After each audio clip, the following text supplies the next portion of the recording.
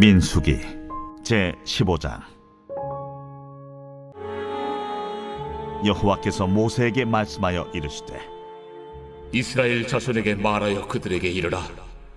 너희는 내가 주어 살게 할 땅에 들어가서 여호와께 화제나 번제나 소원을 갚는 제사나 낙헌제나 정한 절기제의 소나 양을 여호와께 향기롭게 드릴 때에 그러한 헌물을 드리는 자는 고운 가루 10분의 1에 기름 4분의 1 흰을 섞어 여호와께 소제로 드릴 것이며, 번제나 다른 제사로 드리는 제물이 어린 양이면 전제로 포도주 4분의 1 흰을 준비할 것이요, 순양이면 소제로 고운 가루 10분의 2에 기름 3분의 1 흰을 섞어 준비하고, 전제로 포도주 3분의 1 흰을 드려 여호와 앞에 향기롭게 할 것이요, 번제로나 소원을 갚는 제사로나 화목제로 수송아지를 예비하여 여호와께 드릴 때에는 소제로 고운 가루 10분의 3 에바에 기름 반 흰을 섞어 그 수송아지와 함께 드리고, 전제로 포도주 반 흰을 드려 여호와 앞에 향기로운 화제를 삼을지니라. 수송아지나 순양이나 어린 순양이나 어린 염소에는 그 마리수마다 위와 같이 행하되 너희가 준비하는 수요를 따라 각기 수요에 맞게 하라. 누구든지 본토 소생이 여호와께 향기로운 화제를 드릴 때에는 이 법대로 할 것이요, 너희 중에 거류하는 타국인이나 너희 중에 대대로 있는 자나 누구든지 여호와께 향기로운 화제를 드릴 때에는 너희가 하는 대로 그도 그리할 것이라. 회중 곧 너희에게나 거류하는 타국인에게나 같은 율례이니 너희의 대대로 영원한 율례라.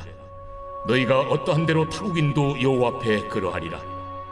너희에게나 너희 중에 거류하는 타국인에게나 같은 법도 같은 규례이니라. 여호와께서 모세에게 말씀하여 이르시되 이스라엘 자손에게 말하여 이르라. 너희는 내가 인도하는 땅에 들어가거든 그 땅의 양식을 먹을 때에 여호와께 거제를 드리되 너희의 처음 익은 곡식 가루떡을 거제로 타작마당에 거제같이 들어드리라. 너희의 처음 익은 곡식 가루떡을 대대 여호와께 거제로 드릴지니라. 할렐루야. 사랑하는 열린문교회 성도 여러분, 지난밤도 주님 주신 은혜와 평강 가운데 단잠 주무셨습니까? 아침을 깨우는 말씀, 화요일 이 아침에 주님께서 저와 여러분에게 주시는 말씀은 민수기 15장 1절로 21절까지의 말씀입니다. 오늘도 주시는 살아계신 하나님의 분명한 말씀을 통하여 저와 여러분의 삶 가운데 선명한 성경적 기준이 세워지길 원하고, 또한 그 세워진 기준대로 맡겨주신 오늘의 삶도 살아내심으로 하나님께는 영광이요 저와 여러분의 인생 가운데 가장 복되고 귀한 오늘을 보내시는 저와 여러분이 되었으면 좋겠습니다. 오늘 민수기 본문의 제목을 매일 성경의 해설자는 하나님께 드리는 이 제물이라는 제목을 붙였는데요. 오늘 본문의 내용 자체가 이스라엘 백성들 이 약속의 땅에 들어서면서 하나님 앞에 어떠한 방식으로 또 어떠한 법을 가지고 나아가야 하는지에 대해서 설명하는 과정 가운데 특별히 주님께 드리는 그 제물과 어떤 제사에 대한 그 법과 규정들을 자세하게 열거하고 가르치는 장면이기에 아마도 매일 성경 해설자는 이와 같은 이 제목을 붙인 듯 합니다. 여러분, 우리는 레위기라든가 이 민수기를 통해서 하나님께서 약속의 이 백성인 이스라엘에게 어떠한 이 제사 방식과 삶의 형태들을 요구하셨는지 너무나 자세하게 기록하고 있음을 보게 됩니다. 예전에 제가 성경을 읽을 때 뭐가 이렇게 까다롭고 별것 아닌 것 같은데 하나님은 이렇게까지 어떻게 보면 백성들을 괴롭히실까라는 생각까지 해본 적이 있었던 것 같아요. 심지어는 이런 제사의 종류나 방법뿐만 아니라 제사장들이 입어야 하는 옷, 그리고 거기에 다는 장신구까지 하나님께서는 하나하나 세세하게 명령하시고 법으로 정해주시니 사실은 그것 자체가 도대체 무슨 의미가 있는지에 대해서 의아해할 때가 있었는데요. 세월이 나름 지나고 제가 하나님 앞에 믿음 생활을 해가면서 하나님이 왜 그와 같은 복잡한 규례와 규정들 그리고 요구들을 우리에게 하시는지를 알게 되었습니다. 그것은 단순히 이스라엘 백성들과 하나님의 자녀인 저와 여러분을 괴롭히기 위한 하나님의 어떠한 방법이 아니라 사실은 성경에서 어떤 가치에 주목하고 있는지를 알게 되니 그 해답이 너무나 쉽게 풀려났습니다. 하나님께서는 단순히 저와 여러분을 괴롭히시고자 하는 의도는 당연히 없으십니다. 다만 하나님께서는 성경의 세계관을 통해 우리들에게 비추어 주듯이 하나님께서는 순종과 그 믿음이라는 가치를 우리에게 요청하시고 주님께서는 그것을 통해 영광 받으심이라 이야기합니다. 말 그대로 믿음과 순종이라는 것의 이 가치 그리고 그의 수준을 보기 위해서는 결국엔 우리가 드러낼 수 없는, 감당할 수 없을 법한 어떤 요구와 요청 가운데 우리가 믿음이 있어야만 그것을 받아낼 수 있으며 또한 순종의 자세가 있어야지만 그와 같은 것에 대해서 우리가 하나님 앞에 순종하며 나아갈 수 있기 때문에요. 결국엔 하나님께서 이와 같이 까다롭고 어려운 규례나 법들, 규칙들 우리에게 주심은 우리의 믿음을 보기 원하심이며 또한 우리로 하여금 그와 같은 복잡하고 어려운 규제에 대해서도 하나하나 세심하게 세밀하게 우리가 믿음으로 순종해가는 그 모습들을 주님께서 보기를 원하셨다라는 거죠. 특별히 약속의 땅에 들어가는 이스라엘 백성들은요, 여러분도 아시겠지만 이 400년이라는 세월을 애굽의 종노릇하고 어떻게 보면 애굽에서 살아가면서 그들이 섬겨왔었던 이 여호와 하나님에 대해서 조상들과 선조들을 통해서 듣기는 들었으나 이미 어떠한 방식으로 또 그가 어떤 분이신지에 대해서 잊어버린 지 너무 오래였다라는 거죠. 그래서 주님께서 모세를 통해 그들을 출애굽시킬 때에도 그들을 단순하게 기적을 통해 그저 단순하게 빼오셨던 것이 아니라 그들에게 10가지 재앙이라든가 그 여러 가지 과정들 그리고 광야에서의 삶을 통해서 주님께서는 그들을 하나하나 가르치시고 교육하시기를 원하셨다라는 거예요. 단순히 그들을 애굽의 손에서 건져내시는 것은 아무런 의미가 없습니다. 하나님께서 그들을 애굽에서 건져내심이란 바로 내 백성, 내 자녀들을 되찾기 위함이신데 만약에 그들을 육신적으로는 정치적으로는 애굽 손에서 건져내셨다 할지라도 그들이 여호와 하나님을 알지 못하고 하나님의 속성과 하나님의 이 목적을 알지 못한다면 사실은 그들 자체가 해방되었다 하여 그것이 하나님에게는 아무런 의미가 되지 못한다라는 거죠. 그래서 주님께서는 아까도 이야기한 바가 대로 바로의 손에서 그들을 바로 건져내실 수 있음에도 불구하고 10가지 재앙이라든가 또 여러 가지 이 재앙이나 기적들, 불기둥과 구름기둥, 또 광야에서의 어떤 이 광야 생활들을 통해서 만나 메추라기를 공급하시고 또 주님을 신뢰하는 그 모습들을 그들에게 가르치기를 원하셨다라는 거예요. 그리고 여기는 약속의 땅으로 그들을 들이시면서 결국 주님께서는 레위기라든가 민수기를 통해서 이제는 하나님의 백성이 어떻게 하나님을 섬기고 살아가야 하는지에 대해서 더 세밀한 규례와 규정들을 가르치시더라는 것입니다. 제가 여러분에게 이렇게 장황하게 설명함은 하나님께서 왜 우리들에게 이렇게 자세하고 특별히 오늘을 살아가는 우리들에게는 별로 필요 없는 제사법이고 어떤 방식 같은데 하나님 왜 이렇게 구구절절 자세하게 써놓으셨을까? 어떻게 보면은 궁금해하시는 분들에게 도움이 됐으리라 생각합니다. 그렇기 때문에 우리가 민수기의 이와 같은 제사법이라든가 이 재물에 대한 내용을 보면서 과연 오늘을 살아가고 있는 우리들이 이와 같은 일들이 어떻게 적용돼야 되는지에 대해서 생각할 때에 단순히 오늘을 살아가는 우리들도 이와 같은 화제나 번제, 낙헌제 같은 방식으로 하나님을 예배하라라고 우리가 기억할 것이 아니라 그 안에 숨겨져 있는 바로 이와 같은 정신, 바로 주님께서 우리에게 이와 같이 어떻게 보면 우리가 감당하기 어렵고 그리고 우리가 집중하고 믿지 않고서는 도무지 감당할 수 없는 이러한 세세한 규정들과 규례들을 주심의 의미. 그래서 우리는 이와 같은 이 본문 말씀을 통해서 하나님이 우리에게 요청하시고 요구하시는 그 하나님의 이 명령과 말씀에 우리가 이와 같이 세밀하게 듣고 민감하게 순종해야 된다라고 우리가 적용할 수 있어야 될 것 같습니다. 그런 의미에서 저는 오늘 이 제사법과 이 하나님께 드리는 제물에 대한 이 내용을 보면서 다시금 오늘을 살아가고 있는 우리 그리스도인들에 대해서 이 성경적으로 교육하는 게 너무나 중요하다라는 생각을 다시 한번 해보게 되었습니다. 아까도 이야기했지만 일련의 과정 가운데 주님께서는 이스라엘 백성들을 참 자녀 백성 삼기 위해서 여호와 하나님을 섬기는 그 규례와 규정들과 방식들을 가르치고 교육하셨다라고 얘기했는데요. 그 말 그대로 이와 같은 교육이 너무나 중요합니다. 그런데 저는 또 개혁적인 어떠한 이런 목회 그리고 어떤 이 시대에 대해서 개혁이 필요한 시점이다라는 것을 인지하고 생각하고 있기 때문에 더욱 그렇겠지만 기성교회 목사님들께서 사실은 대한민국 교회 가운데 큰 덕을 세우시고 큰 부흥을 이끄셨던 것도 사실이지만 또 다른 이 단면을 보게 된다면 사실 기성교회 목사님들이 잘못된 교육이나 가르침을 통해서 오늘날의 성도들의 신앙을 더욱더 하나님이 기뻐하시는 이 방식으로 나아가지 못하게 한 모양들과 그와 같은 어두운 부분들도 분명히 있는 것 같습니다. 특별히 저는 이 헌금에 대해서 하나님께 드리는 이 제물에 대한 잘못된 어떤 교육과 개념을 저는 찝고 싶은데요. 사실은 오늘 이 마지막 이 17절에서 말씀을 쭉 보면요. 여호와께서 모세에게 말씀하여 이르시되 이스라엘 자손에게 말하여 이르라 너희는 내가 인도하는 땅에 들어가거든 그 땅의 양식을 먹을 때에 여호와께 거제를 드리되 너희의 처음 익은 곡식가루 떡을 거제로 타작마당에 거제같이 들어 드리라 너희의 처음 익은 곡식가루 떡을 대대에 여호와께 거제로 드릴지니라. 이 거제라는 것은 들어 올리는 제사를 의미한다라고는 해설자가 이야기하는데 사실은 오늘은 그 제사 하나하나에 대해서 여러분에게 설명하기보다는 결국에는 하나님께서 우리들에게 요청하신 것이 무엇이냐면 첫 열매를 하나님께 올려드리라. 그래서 이와 같은 거제를 우리들에게 요청하시더라는 것이죠.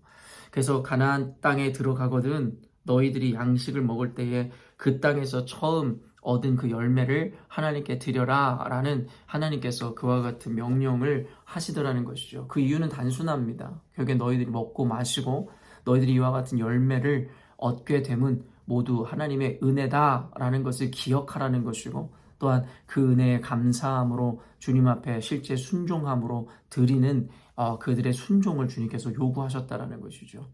저도 어린 시절을 기억해 보면요. 저는 비교적 늦은 나이에 교회를 갔는데 그때 친구들의 어떠한 모습들이 참 이해가 안 됐었던 기억이 있습니다.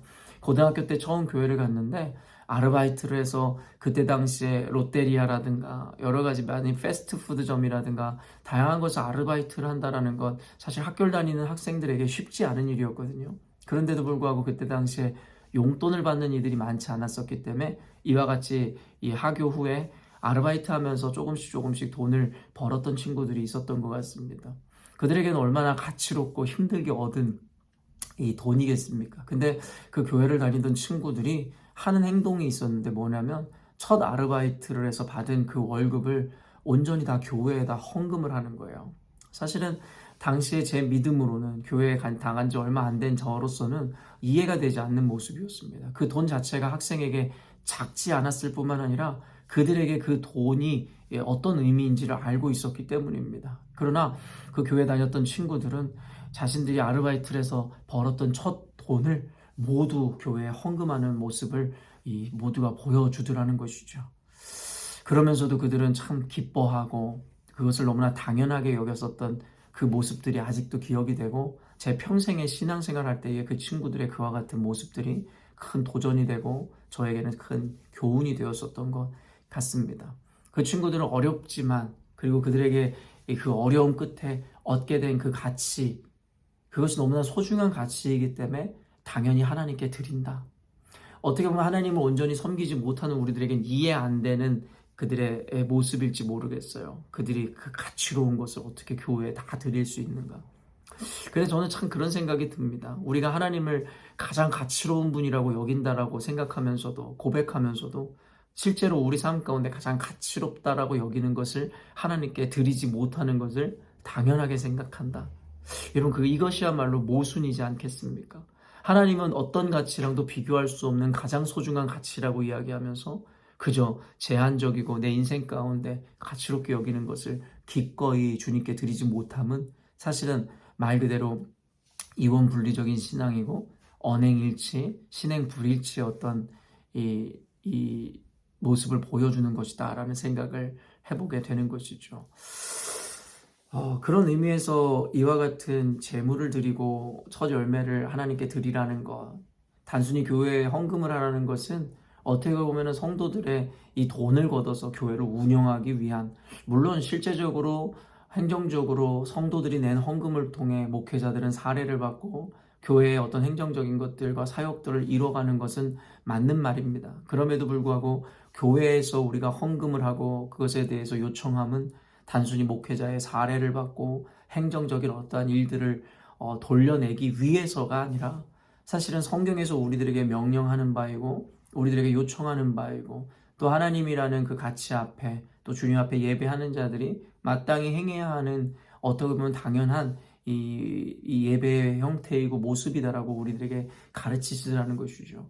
그렇기 때문에 많은 예수님을 알지 못하는 자들이 비아냥거리는 바와 같이 교회에 헌금하는 행위가 단순히 교회라는 회사를 운영하기 위해서 교회에다 갖다 바치는 어떠한 그런 돈이 아니라 하나님 앞에 나의 가장 가치로운 것을 드리고자 하는 믿음의 행위라는 것을 우리는 먼저 인식할 수 있어야 된다는 거예요.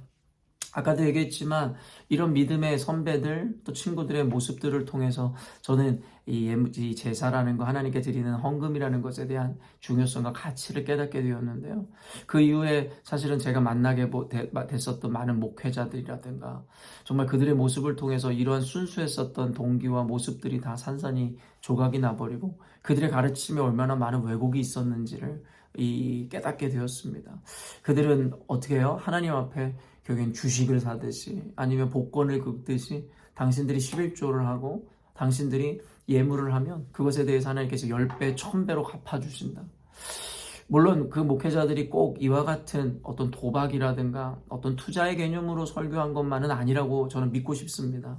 그럼에도 불구하고 들리는 자들의 어떤 받아들이는 입장에 있어서는 그는 마치 그와 같은 가르침은 마치 내가 교회에다가 헌금한 것은 투자하는 것 같아서 분명히 하나님께 믿음으로 이것을 예물을 드리면 나중에 나에게 100배, 1000배의 결실을 맺는 복이 올 거다라는 이와 같은 이 사고가 자리 잡고 또 어떤 이들이 11조에 대해서 말라기서를 인용하는 것을 보면 11조를 하지 않으면 너희들의 사업이 마르고 망할 것이고 그리고 가정에 우환이나 재앙이 닥칠 것이다라는 식의 어떤 공포를 조장하는 것까지도 심지어는 보았다라는 것이죠.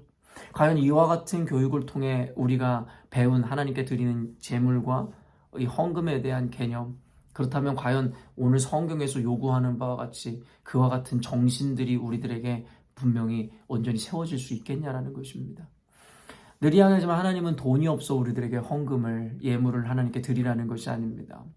처음 서론에서도 이야기했듯이 하나님께서는 그 과정을 통해서 우리의 믿음과 순종을 보기를 원하시는 것이고 또 오늘 이 거제를 드리라는 하나님의 말씀은 하나님의 은혜를 기억함으로 그것을 기념하고 너희들이 그것에 대해서 인정한다라는 것을 너희들의 예물을 통해 증명하라고 주님께서 우리들에게 말씀하시더라는 것이죠.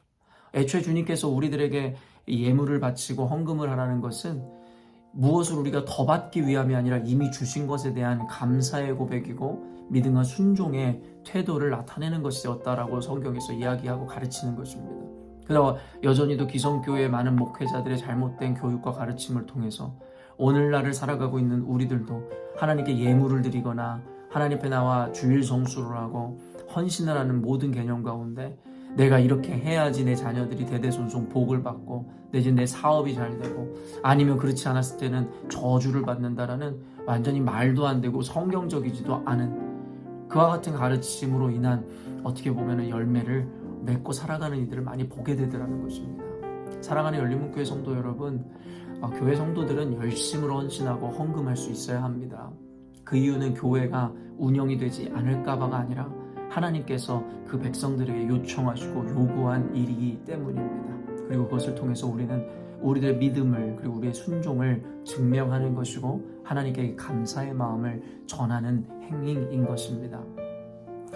그렇기 때문에 우리는 주님 앞에 기꺼이 없는 가운데서도 우리의 소중한 가치들을 드릴 수 있어야 합니다. 그럼에도 불구하고 그것으로 인해서 내가 무언가 혜택을 보거나 무언가 열매를 얻거나 한다라는 의도가 있다면 그것은 성경에서 이야기하는 순수한 의미에서의 예물이 아닐 것입니다. 그것은 하나님과 거래를 하는 것이고 그리고 결국에는 투자를 하는 자들과 다를 바가 없으며 그것은 말 그대로 하나님을 사랑함이 아니라 돈을 본질적으로 사랑하고 성공을 추구하는 우상 숭배자와 동일한 모습이다 라고 성경은 우리에게 가르치고 있는 것입니다.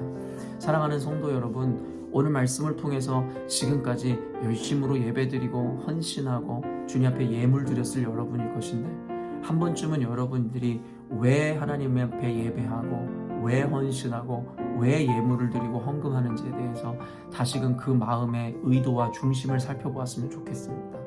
지금까지 나는 하나님께서 기뻐하실 만한 예물과 헌신을 드렸는지, 아니면 결국에는 내가 잘되기 위하여 우상을 섬기듯이 하나님 앞에 예물을 드리고 예배를 드리는 것은 아니었는지에 대해서 반성하는 오늘이 되었으면 좋겠고요. 지금이라도 주님 앞에 다시 한번 민수기서를 통해서 하나님께 예물을 드리는 자들에게 하나님께서 요청하시는 그 요청의 의미가 무엇인지를 다시금 마음속에 새기심으로 이제부터라도 주님이 기뻐하시는 예배, 주님이 기뻐하시는 헌신, 그리고 예물과 헌금을 올려드리는 저와 여러분이 되었으면 좋겠습니다. 함께 기도하겠습니다. 하나님 아버지, 감사합니다. 오늘 민수기서 말씀을 통해서 주님께서 들려주시는 그 음성을 듣습니다. 우리 살아가는 열린문교회 성도들로 하여금 오늘 말씀을 통해서 혹시 반성할 일이 있다면 반성하게 하시고, 단순히 반성으로 끝나는 것이 아니라 결단하게 하심으로 하나님께 드리는 것을 주저하거나 아까워하지 않게 하시되, 하나님 앞에 드리는 것이 소중할수록 하나님 그렇기 때문에 주님을 위해 드린다라는 것에 대한 마음을 잊지 않게 하여 주옵소서. 우리가 주님 앞에 헌금하는 것은 거지에게 동냥하듯이 그저 호의를 베푸는 것이 아님을 고백합니다. 이미 모든 것 주신 주님 앞에 감사의 마음으로 도리어 더 드릴 것이 없는지에 대하여 하나님 우리 스스로가 찾아야 하는 그와 같은 마음으로 주님께 드리는 예물이어야 할 것입니다. 하나님, 우리 열린문교회 성도들로 하여금 지금까지 아버지 잘못 인식화되어 있었던 예물과 헌금에 대한 개념들이 있었다면 하나님 아버지 우리로 하여금 그 모든 이 속박으로부터 벗어나게 하시되, 그럼에도 불구하고 주님께 헌금을 올려드려야 하는 이 거룩한 사명과 부르심 앞에 이전에는 구속으로 드렸다면 이제는 자유함과 기쁨으로 감사로 드릴 수 있는 아버지 선한 열매 맺는 우리가 될 수 있도록 도와주옵소서. 그때 하나님께서 우리가 드린 일들로 인해서 영광 받으실 뿐만 아니라 진정한 의미에서 우리 인생 가운데 하나님 축복하실 줄로 믿습니다. 감사드리며 거룩하신 예수님의 이름으로 기도합니다. 아멘. 사랑하는 열린문교회 성도 여러분, 오늘도 주님께서 허락하시는 가장 복되고 귀한 하루를 맞이하였습니다. 오늘도 주님께서 허락하신 이 삶을 살아가실 때에 단순히 내 본능대로 익숙한 대로 살아가는 것이 아니라 말씀을 비추어 나를 꺾고 내 자아를 죽임으로 말씀이 이끄는 대로 살아내시는 저와 여러분이 되었으면 좋겠습니다. 아침을 깨우는 말씀은 내일 아침에 또 만나도록 하겠습니다.